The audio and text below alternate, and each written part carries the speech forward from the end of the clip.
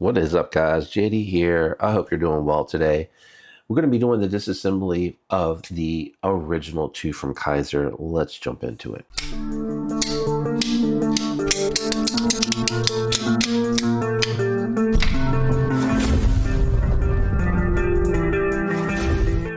All right, guys. First, I do apologize. My allergies are absolutely driving me nuts. I cut my grass and field yesterday and forgot to take a sinus pill, so I am a little stopped up. And if I sniff or anything on video, I completely apologize. Trying my best not to do that. Also, I'm not going to be on face camera today. That way I can go ahead and just focus on the disassembly. I am very curious to see if this is going to be captive or not. So, being that this looks like they are attached to the liners, and it looks like you can disassemble this from the show side, I'm going to try to spin this side first. And that is not moving, so I'm thinking that is the captive side. Let's try this side.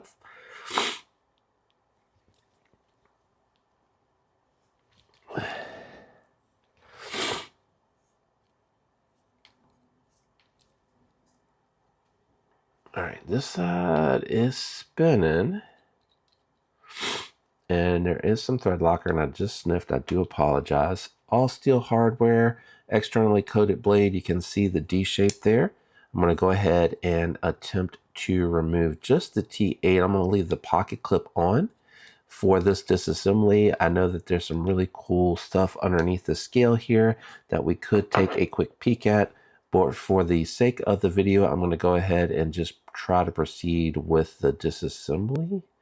And actually, I will not be able to do that without removing the outer scale. So we are going to be able to take a look underneath of it. It probably would have been better suited to do this disassembly from the show side. And probably in future we'll do that. But we're going to just keep going since we're already here. I may regret it, may not, who knows. All right, so that's what you have underneath. Just, it looks like an engraving on the actual scale, and I wouldn't have been able to remove that. Duh, they have the hidden hardware here. So let me see. Looks like they sent it with the max setting on there. There's a lot of lube on here, and I think that's why I am feeling some stickiness when I try to, or when I operate it, not when I try to operate it, when I actually operate it. So we're going to go ahead and remove the spring, use the magnet to keep that in place. We're going to go ahead and take off the remaining hardware, clean this up really nicely, put some minimal lube on there. Sorry guys, I cannot help it. I am really stuffy here. So let's see if it'll let me remove the actual, no, it's spinning the whole thing. Okay. All right, so what I may do, trying to decide if I want to unscrew it or just leave that as is and try to take it apart from both sides. Let's just do that. That way you can see underneath. I can actually get this apart a little bit easier. Lots of thread locker on here.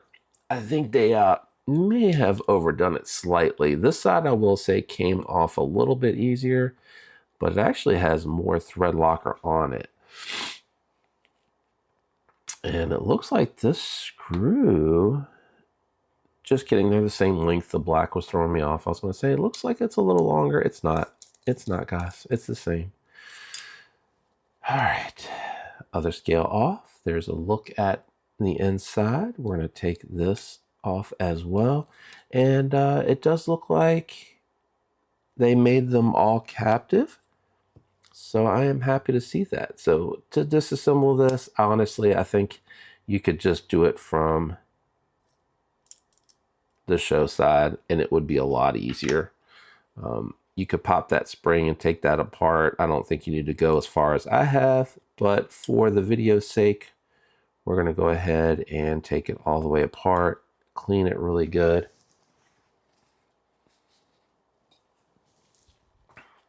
All right, we're going to start with cleaning any lube that we have off of the coating here.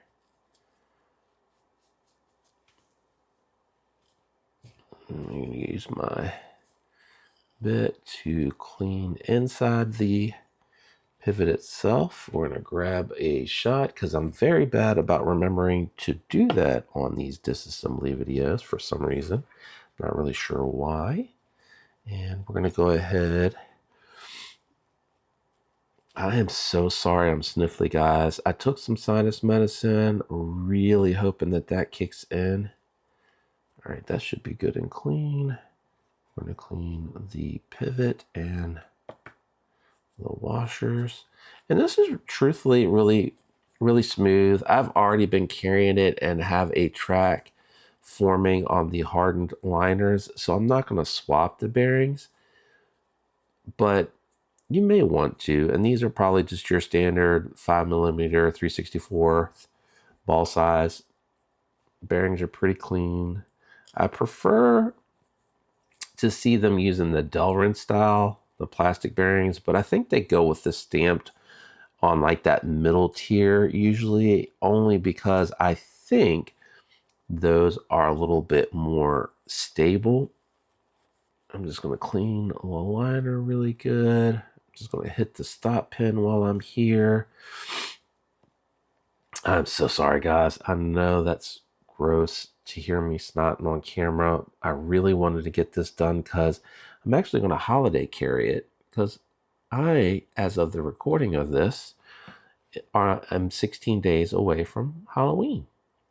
So I really wanted to get this into the rotation. I also have my U1 Ultra from O-Knife, and I want to take some pictures and get it on Instagram and do some shorts with them. Just a lot of fun, just some fun for the holidays to carry, and pretty well done. It looks like the pocket is a little bit deeper on the blade, so I am going to go and put it on the blade. As far as the opening hole, I can't see what I am doing. All the blacked out hardware makes it a little hard to see to line these up. There we go. It is in there now for sure. All right, so I have lube on my pivot. I have lube on my bearings. I love this hollow ground 14C28N. I have not really put it to the test, full transparency as to whether or not that is a PVD coating, but I do have some packages coming in today. Since I'm going to be carrying it, I'm going to go ahead and test it with opening those boxes as well as breaking those boxes down. So we'll see what the coating looks like, and I'll probably just do it as a short. Just a quick update to you guys. I don't think it will warrant a full video. You can let me know down in the comments below if you agree or disagree with that. And then what I will need to do here is I need to now find the captive side with the coated hardware. So it looks like if you look very closely at this, the captive side faces up. And I think this is a touch that I really appreciate from Kizer that I wish other manufacturers would emulate. Benchmade is one of those companies that do not do this. This is a nice added touch. If I can find... Oh, I did not realize this. It is only captive on one side. For some reason, I thought it was captive on both. So for the sake of full transparency, I would recommend reassembling this. Where did that guy go? And disassembling this, A, from the show side, and B, reassembling it so that you have everything flipped the opposite of what I am doing here. So we're going to take it so I can show you what I'm talking about. And we're just going to flip everything over to the other side. And then I'll need to clean my hands again because I got lube all over them now that we're flipping it over. Oop, my bearing fell. My bearing fell, guys. And here, this way you can kind of sort of see what I'm doing here. lock it down. We're going to switch this over to this over here. Oh, and I somehow, I guess because I have lube on my fingers, got lube. I don't want it on the stop pin. I'm trying my best to avoid any lube getting on the crossbar lock. All right, now it looks dry. And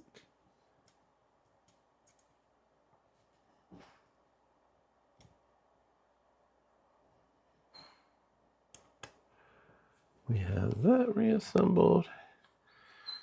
So you can see what it is that I am doing from this side. I think the thumb stud is preventing it from laying flat. So now that we have it here, what I probably should have done, and it would have been smart on my part to do that, is now that I have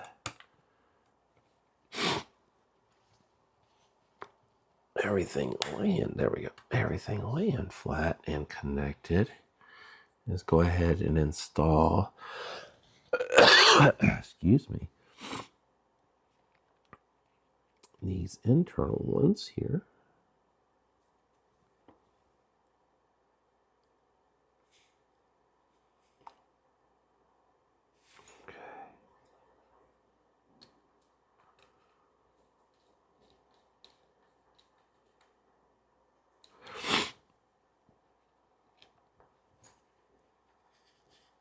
Let's go this way. The pivot wants to move on me. I'm trying to pinch the liners together. I don't know that this is necessarily the best way to go about it. Ugh. I blame it on not being 100% that I'm struggling through this one today.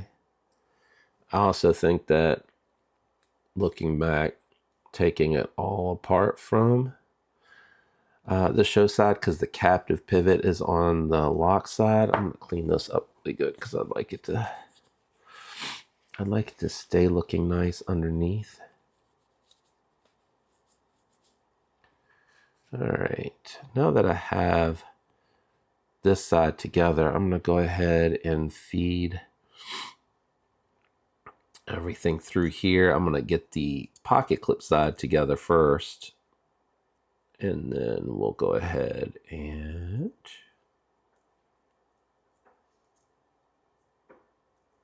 get the springs back in place.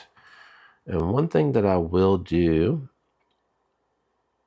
is I am going to put a small dab of lube on the springs.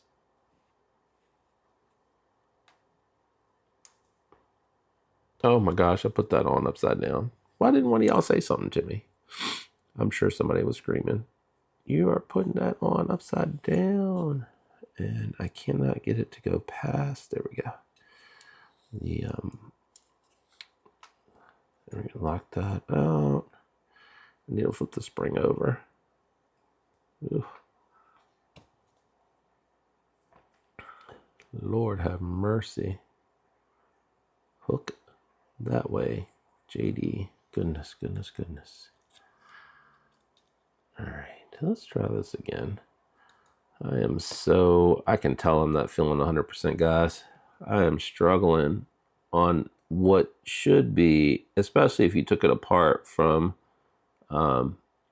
the show side, struggling to put this back together. I'm holding that lock in place with my index finger here so I can get the spring back in the hole that I want.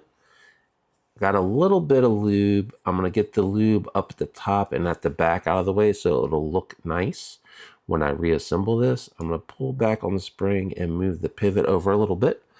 And now that I have this side mostly done, I'm going to go ahead and drop the scale on.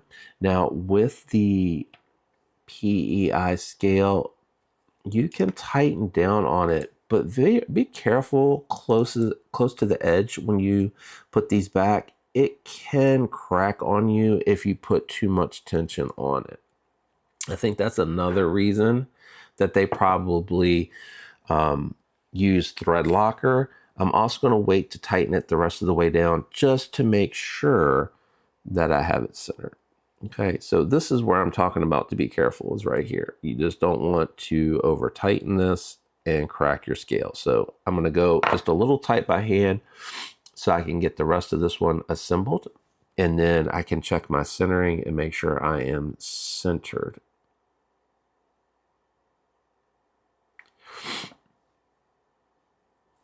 All right, make sure my fingers are dry because I don't want this holding the lock bar in place with the other finger along with the tension of the spring on the other side.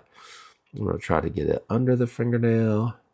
I'm going to try to use my lighting here. I am not in the right hole. We need to go over one more. Now I'm in the right hole. I'm going to clean up the top around the bottom like I did on the other side. Grab my scale, throw my scale back on. It's really hard to try to do this and let you guys see. So again, I do apologize if I cover it at all. I really think just taking it apart from the show side would be the way to go. And then you can unscrew these. I try not to do that. So I am going to go just a little bit tighter there. It doesn't need much. You got 2 standoffs with bolts back there holding it together. And then what I'll do is, while making sure I remain centered, I will work out the play, tightening it left and right to make sure we're good to go. All right, so this one here already popping out. All right, so that one feels good. We are favoring the show side, and I got a lot of play. So if I'm favoring the show side, oh, it just went centered. So let's do this. Let's tighten this one down. And it moved to the pocket clip side. So I'm going to tighten this side down and pull it back the other way. And it went a little bit onto the pocket clip side away from the show. Let's see here. The good news is the stick is gone. The bad news is I'm out of center. So I'm going to back this one out some and tighten this one some. And just work it until it gets centered. And I always flip it, open it. Oh, that's too tight. Something is too tight. Let me see. I think I over tightened, which you do want to be careful with the PEI. So I need it to go back this way. Let me just check something. Let me loosen both.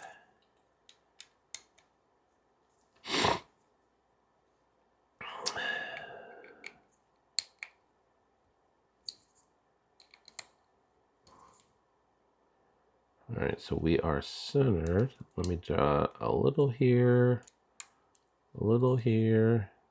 still centered. A little here, a little here. Oop, no, it went to the other way, so too tight here.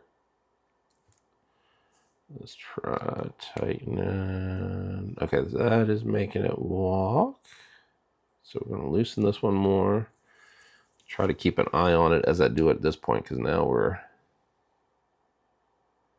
all right, so now it is walking again.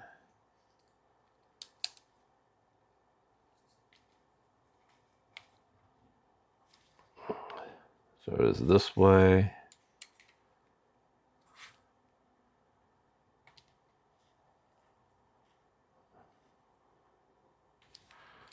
Let's see. Ooh, we are close. We are really, really close.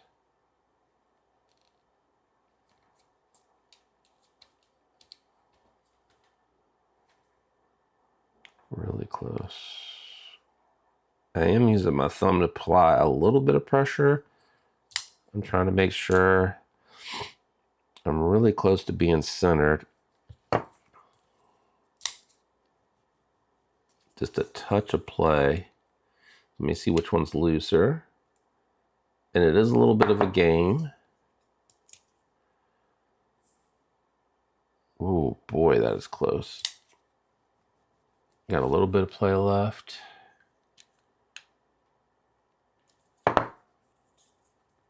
The stick is completely gone. All right, so what I'm going to do, I'm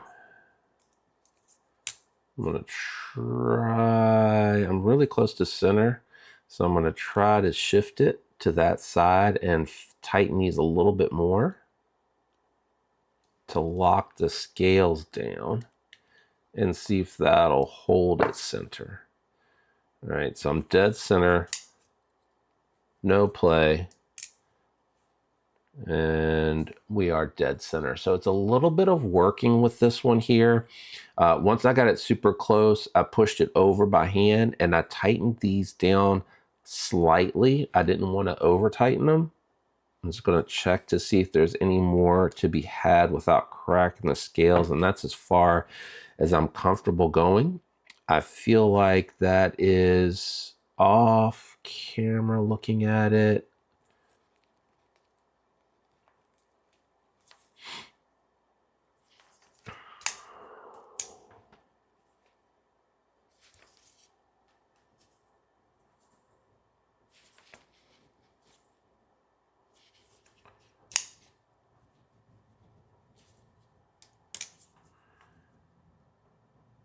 I mean, it looks center to me. You guys let me know on camera if that's center or not to you all. My wife tends to tell me that my center and her center are two different centers. I think she.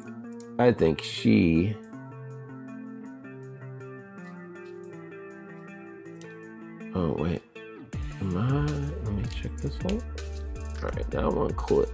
This one is not grabbing. There it goes. All right. And the same thing with reinstalling your pocket clip. Just be careful, don't over tighten it. It's close to the edge. They are using a little bit of a thicker PEI, I noticed on this one. I think that's the way to go. I think when you go too thin with any material, you run the risk of cracking it. So I would just, if I were manufacturers, I would just be extra careful with the PEI with micarta, which I think is a little bit stronger, G10, just to make sure that it doesn't get too thin and you run the risk of cracking it. And now that I have all the oil off the lock bar, there's no stick. Cool little knife. I think even if you didn't want the original 2 in this form factor, I think it is worth checking out in the other form factors. I think you would really like it. It's a nice, lightweight, cool little EDC, especially like a summertime carry, office carry, lightweight little guy. And I like it. I'm going to be spending a lot more time with it here running up to Halloween. It'll either be a main carry or a companion carry all the way up until then. Let me know what you think down there. If the video helped you or you enjoyed it, a like would be appreciated. And a lot of my viewers are not subscribed, so I would love to earn your subscription. It does help the algorithm, and so does using the links that are down in the description. When you guys do that, it helps the channel tremendously. So thanks if you choose to do so. That is it for me today. I am out of here. I'll catch you guys on the next one. Goodbye.